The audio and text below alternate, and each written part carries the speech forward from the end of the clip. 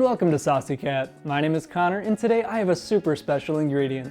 My parents recently took a trip to Door County, Wisconsin and picked up a delicious bag of Door County Cherries.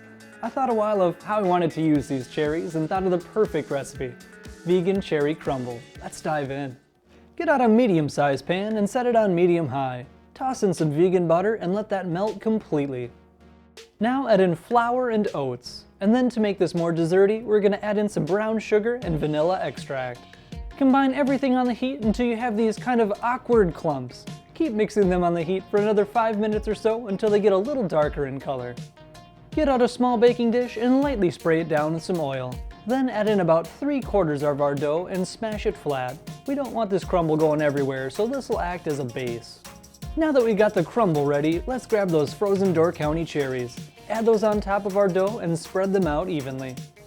Add the rest of the dough to the pan and try your best to evenly distribute it across the top, and then toss into a 350-degree oven for 45 minutes.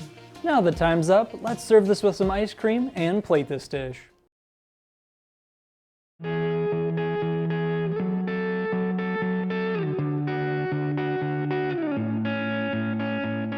Now there's no beating Door County cherries.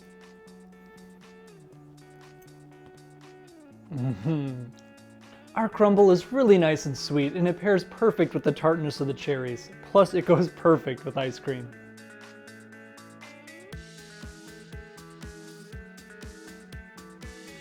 Well, that is going to do it for today. I want to thank you so much for watching. Let me know how you would have used those cherries in the comments down below. Like and subscribe for more, and I'll see you next time on Saucy Cat.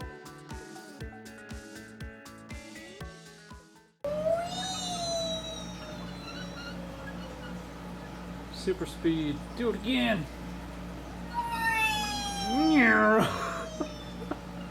I'm worried that ice cream is gonna fly off.